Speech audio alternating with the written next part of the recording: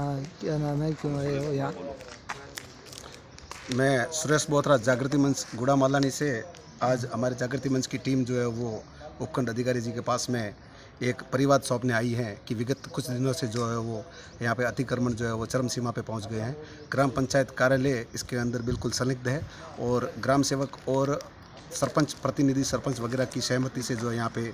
जो पूर्व में कुछ अतिक्रमण हुए थे, वर्तमान में जो अतिक्रमण उनको पक्के निर्माण में तब्दील करा के जो है बहुत ही जल्द जो है उसको स्थायी किया जा रहा है और उसके पट्टे जारी करने की जो है उनकी मंशा है।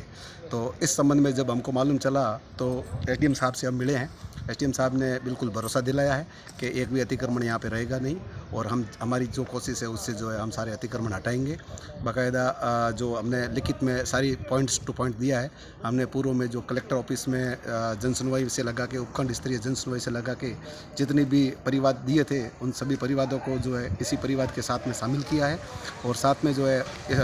2014 से लगा के 2024 तक समय समय के जो सैटेलाइट के जो नक्शे हैं उसको भी दिए हैं कि उक्त भूमि पे पट्टे जारी हुए हैं तब अतिक्रमण थे या अतिक्रमण बाद में हुए हैं। कुछ जो है वो इंदर सिंह सांखला वाली जो ज़मीन है 1349/3 जिसके अंदर उसने अपने आप को उसका मालिक बनाए रखा हुआ है, वहाँ पे भी जो है दुनिया भर के अतिक्रमण हुए हैं और उसके ही दलाल जो वालाराम कुंभार है उसकी